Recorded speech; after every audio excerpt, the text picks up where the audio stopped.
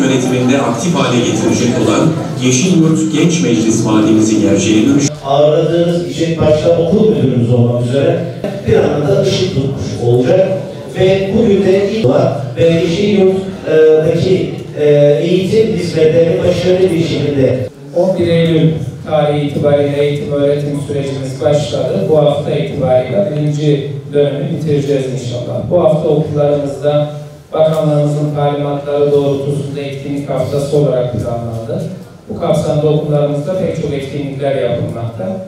Ve yardımlarına ihtiyaç duyduğumuz her an ne zaman arasak Yeşilyurt Belediyesi'nin ilgili arkadaşlarımız, başkanımız hep yanımızda oldu. Bundan dolayı da başkanımız özellikle şükranlarımı arz ediyorum. Maraşal Fevzi Çakmak Lisesi bizi misafir etti. Bundan dolayı da ayrıca idarecilerimize ve sizlere teşekkür ediyoruz.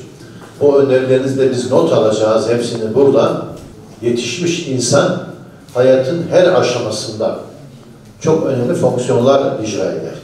Sadece bu kardeşlerimizi öğretmenlikle de sınırlamıyoruz. Şüphesiz birçoğunun yöneticilik kabiliyeti var. Ondan da ilçemiz adına faydalanmaya çalışıyoruz. Burada amacımız ne? Amacımız gençlerin ufkundan, enerjisinden, dinamizminden faydalanmak. Onların hayallerine sınır koymadan, duvar örmeden.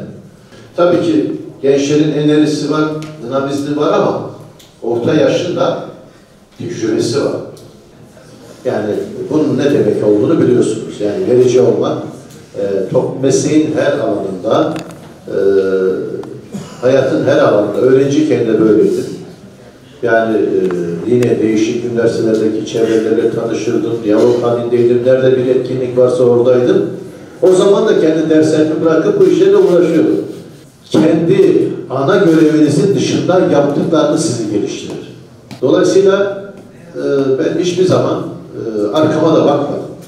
Kesinlikle yani geçmişte yaşadığım kırgınlıklar, sorunlar üzerinden bir gelecek kurmadım.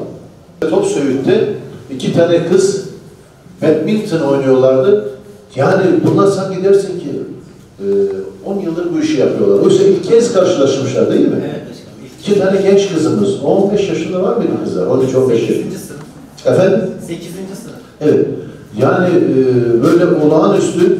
Ben ne yaptım? O badminton topuna vuramadım bir türlü. Mutlaka çevrenizle iyi bir iletişim kurun. Emeğe bir daha döneceğim. Şimdi tek tek birkaç madde sayayım.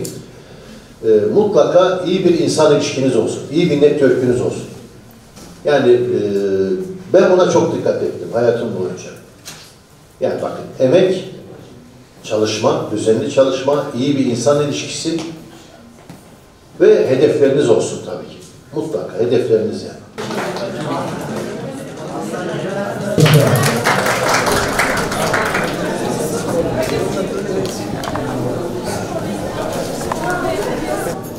Buradaki öğrencileri bizim yapınca haftada bir gün. Teşekkürler.